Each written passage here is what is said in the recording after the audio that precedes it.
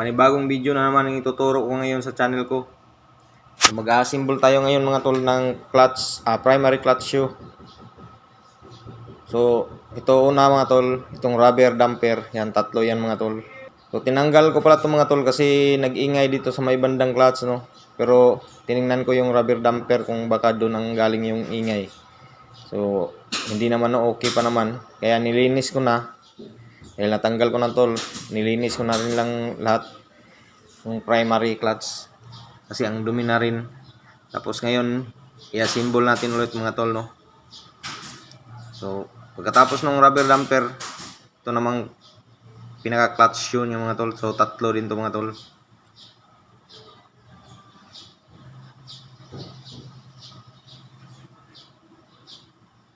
So yan mga tol. So itong primary clutch para sa mga motor na semi-automatic mga tol, no. Mayroon yung lahat ng semi-automatic motor, mayroong ganito primary clutch shoe mga tol. Yan, so tatlong brake shoe yan mga tol. So medyo manipis na yung brake shoe niya mga tol, no, pero pwede pa naman, okay pang pagtiyagaan mga tol. So pwede tayong bumili ng bagong clutch shoe, pwede rin namang banding natin mga tol, no. Mayroong clutch banding. So ito mga tol, oh. So hindi pa ganong maingay mga tol. So ikot-ikotin lang natin yung rubber damper pag hindi masagad mga tol.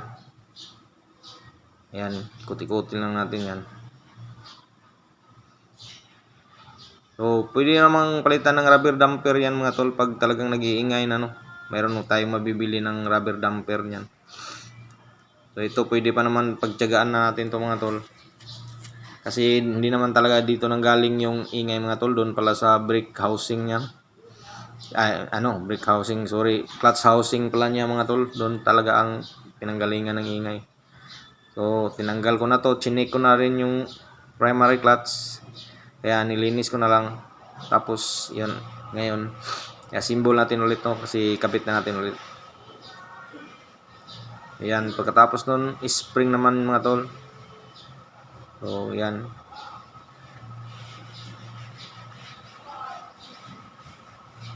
So madali lang naman to i-assemble mga tol. So para lang nag-assemble ka ng brake shoe, no? Kaya lang mayroon lang nito mga tol. So ito mga tol. So dalawa to mga tol yan. Yung itong may parang yan, may mga tol, parang nakabukol, may nakausli mga tol sa ilalim yan mga tol. Yan. Yan ang nauna mga tol sa ilalim. Tapos ito, dapat nakataob yan mga tol. Ganyan. Tapos yung isa naman, yan yung sa ibabaw mga tol, no?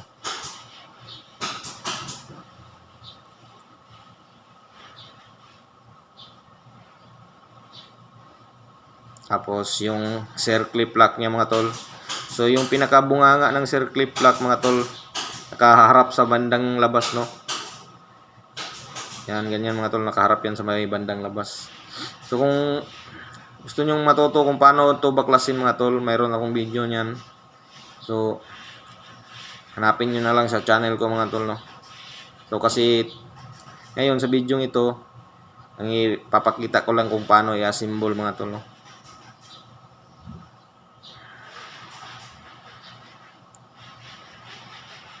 Ayan.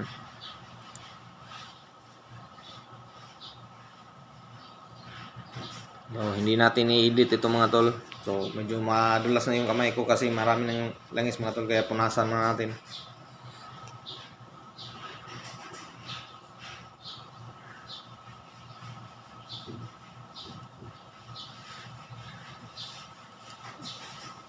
Manipis kasi yung itong circlip mga tol, kaya medyo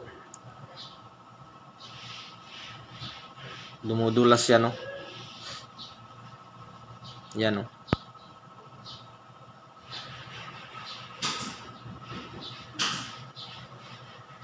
So kung baguhan pa kayo sa mekaniko mga tol, tapos gusto nyong matuto kung paano magbuo ng clutch shoe sa primary clutch, ay panoorin to buong panoorin nyo to mga tol, para to sa inyo mga tol. Yung mga magagaling na mekaniko naman, maraming salamat na rin at pinanood nyo yung video na to mga tol. So, i-share ko lang yung kunting kaalaman ko dito mga tol, no? Para naman may matutunan din yung mga subscriber natin na nanonood sa video natin. So, yan mga tol, na kabit na yung tatlong circlip. So, iayos lang natin mga tol, no? Dapat yung pinakabunganga niya nakatapat talaga sa may labas mga tol. So, yan mga tol, buo na siya mga tol, no? So, ganito lang buo ng clutch shoe mga tol. So, pwede na natin ibalik to sa primary build mga tol. So, hanggang dito lang muna yung video natin mga tol, no? Kung paano magbuo ng clutch shoe. So, maraming salamat sa panonood mga tol. Tsaka huwag niyong kalimutang mag-subscribe sa channel ko mga tol.